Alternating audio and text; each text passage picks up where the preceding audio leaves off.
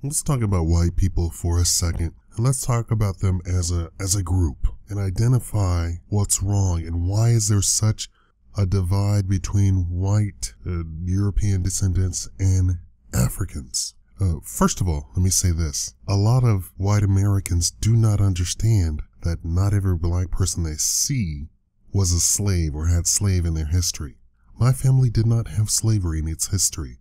We lived in the United States. We had absolutely no slavery in our history. My great-grandmother's family moved to the South because there were black people there. There were more black people there than there were in the North. So this misunderstanding or lack of understanding also enters into this. So a lot of white people assume, oh, they come from slave stock, so they're ignorant or they just don't know. You know, you get the liberals who say, oh, they just don't know. Now, what I really want to talk about is the various facets of the white community and how the one side doesn't understand what the other side is doing. There is a middle gooey core to it called white supremacy. And these people are rich, powerful, and in control of vast areas of the nation. And when black people such as myself say, hey, this is going on in the black community, hey, this is all caused by white supremacy, you have the people on the outer edges, and they have absolutely no idea that white supremacy even exists. They have no clue, none whatsoever. They don't even know themselves. Even when you tell them, hey, this is going on, they don't get it. They just do not get it. So when I say we need to start our own schools, we need to start our own hospitals, we need to start our own radio stations, our own TV stations, our own movies, our own commercials, our own advertising, our own businesses, our own transportation, they don't get it, and all they see is, oh, what do you mean you're gonna segregate yourself? They don't understand that every other group that has come to the United States besides the descendant of slaves or the freeman, which is a term for a freed a black person who was free from the start or afterwards. Besides black people, every other group has used the freedom of association to gather together, trade amongst themselves, and prosper. How is it that Latinos who came here with nothing, and when I say nothing, I mean nothing, they had about as much as the slaves had when they were brought here forcefully. I'm talking to the ignorant white people. You don't get it. You just don't get it. And I don't know if you refuse to get it or you're just so into this liberal progressivism that you refuse to get it. The latest group are Cuban Americans. They come here on a boat with nothing. They carve out an entire area for themselves in Florida, all over Florida, and they are now richer than black people. Black people have constantly been disallowed from associating with themselves. Disallowed, not allowed whatsoever. Let's look at the Cubans. They come in, take over businesses. First of all, they get loans to do that. And then when they got rich enough, they stopped using white banks altogether. Completely. But they got the loans to begin with. Koreans got loans to do it. 2020 did a piece many years ago, and they posed as black people on paper to try and get a loan for housing, for business, and what they did was, on paper, they made several families, a couple black and a couple white. On paper, the families were white and black. Systematically, they went from bank to bank to bank. Systematically, the blacks on paper were refused loans for everything. Now, how did they ensure that we're talking apples to apples? They had the same amount of money in the bank, the same assets, the same income, everything. All they did was a paper trick. And the people behind it were a well-to-do, upper middle class black family who brought this to them, brought this to their attention, who said, I cannot get a loan to purchase a brownstone because I'm black. Now, of course, these white people who are on the edges of the group say, oh, that can't possibly be. Well, the reporters, this is back when reporters were reporters, said, okay, let's take your accusation. And sure enough, they found. And when they tried to confront the banks, most of the banks refused to even go through with an interview. They said, we have the evidence right here. You did it. And they concluded that there was institutional racism. Now, it doesn't take a scientific sample to know that something actually happens, because they went through quite a few banks, and the white people on the fringe of the group refused to even acknowledge that this goes, oh, there is no such thing as white. How dare you suggest that white people do that? So what made me make this video is that I listen to attorneys a lot. You know, I went to law school, right? So I listen to attorneys a lot, and you know, I listen to very boring things like how laws have changed and so forth and so on in Las Vegas, right? They're centered here in Las Vegas. So I listen to these attorneys, and these white attorneys, went on and on, making the statement that, oh, just be polite to the police. Oh, just be calm around the police. Oh, you just don't cause any trouble around the police. They don't get it. They just do not get it. The black man is the enemy. He's not a citizen. He's not a U.S. taxpayer. I've seen video evidence, video after video after video, where black men were walking down the street. The police pull up, grab them physically, throw them on the hood of the car. I mean, it's just outrageous. And you know, I really want to I feel like beating my head against the wall. What don't you get? This is how the police act around black people. What don't you get? I just want to shake these stupid white people making these comments. Well, if you just, you know, if you were just reasonable, these are animals with badges. These are animals with guns. These are robbers, thieves, murderers with badges. What don't you get? And I've seen video after video after video. Black men walking down the street who say, I am just walking down the street. There is no reason for you to stop me, which should, in a reasonable police officer's mind, go, oh, he's got me there. I have absolutely no probable cause to stop him. These are vile demons with badges. What don't you get? How many more black people, middle class, I'm a middle class black person, I'm stopped. Don Lemon of CNN, that very yellow looking black person, says, oh, I was just stopped a couple of months ago. The black guy on ESPN, one of the regular anchors on ESPN. Oh, I was stopped a couple of months ago. And he says, as reasonable as he was, the policeman came up to his window, cursing and spitting from the very instant he got to his car, cursing him out. And you white people sit there and go, well, if you were just reasonable, you wouldn't get shot. What don't you get? Do you live in a Disney movie? What don't you get? Let's assume just for a second that police are human.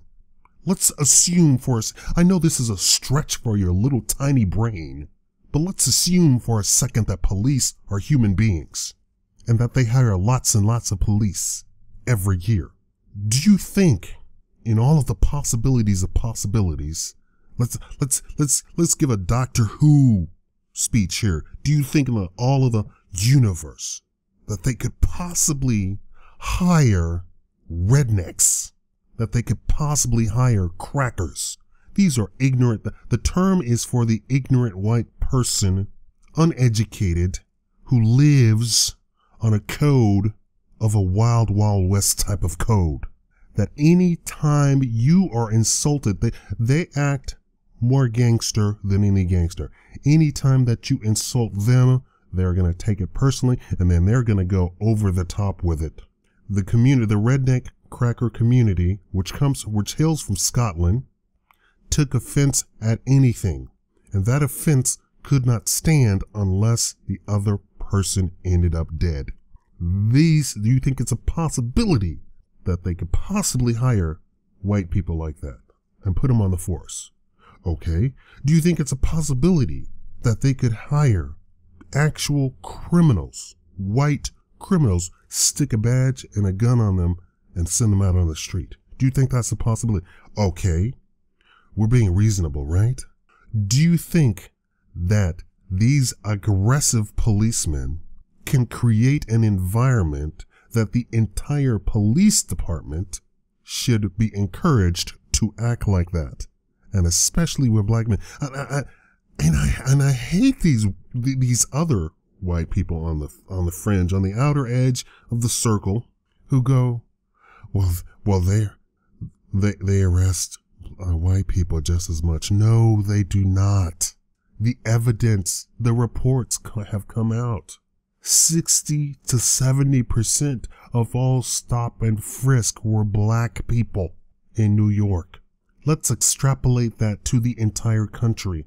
60 and 70 of all percent of all stops are black men. White people are not stopped nowhere near as much as black men. Not even close. I had a buddy who worked at 7-Eleven. He had kids. He had like 5 kids, but he had 2 jobs. You know, he doesn't have time to do anything. And he took every possible shift he could to pay for his kids. His kids come in and he acted like a father to them, you know, a disciplinarian. And he told me he stopped when he's just walking down the street. And I told him, don't say anything. Don't say anything other than, do you have cause to stop me and am I free to go?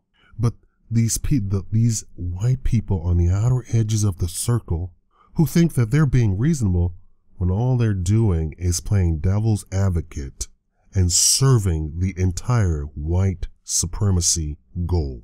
They don't even understand that there's white supremacy going on.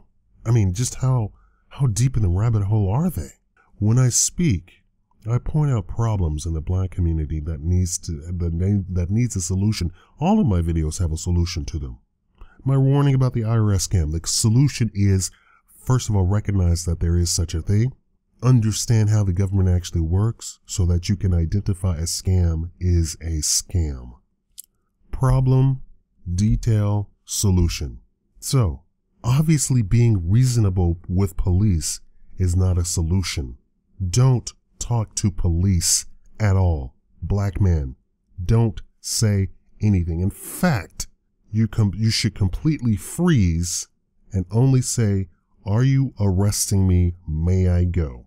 When they're talking to when the white lawyer is talking about just be reasonable, he doesn't get it. He doesn't understand. He doesn't get it at all. And in fact, he refuses to get it. He lives in an upper middle class world where everybody is reasonable. Police are the scum of the earth. These people talking about, oh, police were shot. Probably those police had probably shot 500 black people in their life. Probably. Let's talk about that. Let's talk about these police. People don't go around shooting police. Even murderers stop at murdering police. Even murderers. You don't even want to question what the police did. What's funny is you'll question a woman when she gets raped. In fact, I was listening to the lawyers and they were talking about a rape case, and they said that the woman was partially at fault, that people or the judge or the jury had said that the woman was partially at fault because she was in, quote unquote, somewhat control of the situation. So it was partially her fault that she got raped. Now, I don't know what partially in control of the situation even means, but there you have it. I figure if you're partially in control, but they don't want to say anything about these police who are getting killed. Police are killed all the time. The news just likes to report it now. They don't want to say these two police terrorized an entire neighborhood all the time. Terror. Do you all understand that part? We have people, white people, who refuse to even acknowledge that the police terrorize black neighborhoods. Terrorize. They are the KKK of the modern time. A little black boy coming out of his middle class house, walking down the sidewalk, going to his friend's middle class house, stopped, seized, and beat up by police. This is police. This is police. This is what goes on. What don't you get? Terrorizing an entire neighborhood. How many times would you suffer that a police should do that to your child, to your children, to your next door's neighbor, and the next door, and the next door, and the next door? At some point, somebody is not going to be quote unquote reasonable. And you have these stupid black women on, oh, my baby. Don't be crying. What are you crying for? You knew that the police was a scumbag to begin with. That's why he shot your baby. And not every black guy can be a thug. You can't just write it off. Oh, he was a thug. Little kids shot in the back of the head. Little black girls raped. At some point, you just can't explain it away. These are murderers. These are rapists. These are drug dealers on the police force. And then if I tell you that, you go, oh, well, those are just a few. No, that's not just a few. You want to talk about the drug culture? You want to talk about the thug culture? Okay, let's talk about the police culture, where they get away with murder, terrorism, violence to an entire community, and laugh at it. And the entire department is held siege by these police. So much so that if there actually is an honest policeman, he's very quickly changed. They say, oh, we don't get paid enough, so we should make sure that we get a few black people and throw them into jail every day. And of course, the DA's office is in on it too. You know, they just funnel the black kids off to jail, just funnel them. I say we need to go get our own. We need to leave these people behind. And you white people on the fringe of the circle just don't get it. And even with me being reasonable, telling you what is going on, you don't need to segregate yourself like the KKK post-Civil War South, the Democrats. You don't need to do that. The Cubans did it. The Italians did it. The Jews did it. The Irish did it. The Amish did it. The Chinese did it. They got into their own groups, became wealthy, and left the rest of the groups behind. It only comes to black people when black people say, let's empower ourselves. Let's get our own businesses. You have Korean businesses inside of a black neighborhood. You have Jewish businesses inside of a black neighborhood. That would not be terror. How many black businesses do you think would survive in a Korean neighborhood? Do you think they would even go there? But black people are reasonable. We go to the Korean store. We go to the Jewish store. We go to the Italian store. And all the while, the Korean, the Jew, and the Italian is saying, these niggers, I can't stand when they come in here. They're insulted, left and right. They're in the middle of a black neighborhood and are insulting the very customers that come through the door. They pull shotguns on black kids that come into their store. And when I say let's have black stores in black neighborhoods, you think I'm saying something revolutionary. You think I've lost my mind. You think I've gone off the deep end. Oh, you can't be segregated like that. What the hell are you talking about? Are you really that stupid? Is it a case of stupidity? Is it?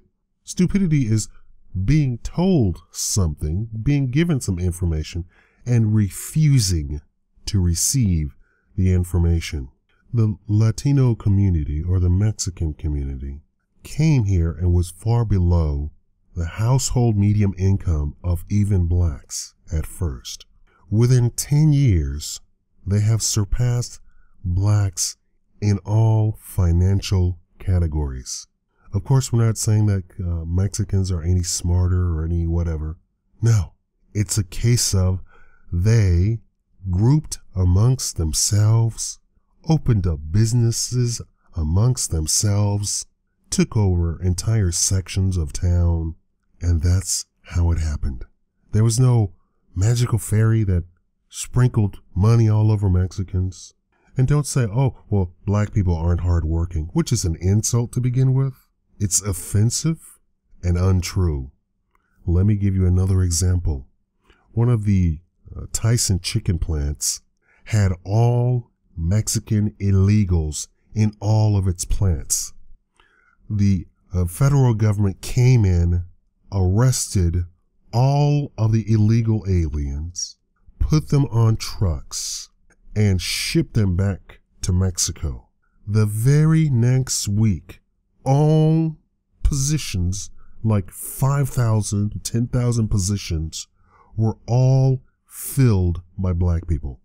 That's why I say, hey, black people, don't be supporting these illegal aliens. Don't be we need civil rights for black people. They are your enemy. If you don't understand group dynamics, they are your enemy. Where they don't work, that's where you work. And where you work and get kicked out, that's where they work. They take those jobs. I want every black person to open up a business of their own in their own community. That's all the way down to peddling oranges and water bottles, all the way up to owning a brick and mortar store on the corner. And I see black communities over and over again. You'll have black houses filled with black people in a neighborhood and absolutely no commercial zoning. None within miles of the houses. No convenience store, no clothing store, no electronics store, no laundromat, no butcher, no baker, no candlestick maker, nothing. Over and over and over again. They make sure that there's not an area where black people can open up businesses and cater to themselves. Now why is that? Because if you have property zoned for commercial use in a black neighborhood, which is always a depressed land value, black people could afford that, and they could then open up their own businesses quite easily. So that's the first order of business. Make sure that you have commercial zoned area near an entire black neighborhood. And if there's a Korean there, buy him out. I don't care how many families it takes. I don't care if it takes 10 of you all pulling money together. Buy him out. Get him out of your area. Get him out. And then go hire a store manager, somebody, a black store manager to manage it, and have somebody who can do the books. The other stuff, black people are already well aware of that, doing the actual retail, doing the cashiering, doing all the stocking, all that sort of stuff. Yes, but I see it constantly. No commercial area, a zone near a black neighborhood. Or you have foreigners inside of your own neighborhood. And when I say these things, white people don't get it. I don't get it. I just don't understand. And what's really crazy is you mean well. That's what's really crazy. You actually think you mean well. You are so ignorant of white supremacy that you can't even see it. But all you're doing is playing into the white supremacy. Oh, what do you mean? This doesn't even go on. Well, that's what Satan does. I don't exist. Ergo, vis-a-vis, you can't be against me if I don't exist. In your mind, white supremacy doesn't exist. No matter how many times I tell you. No matter how many times black lawyers, other black policemen tell you. Go look at it. It's in the news. Thank you for watching the Scum Life Show.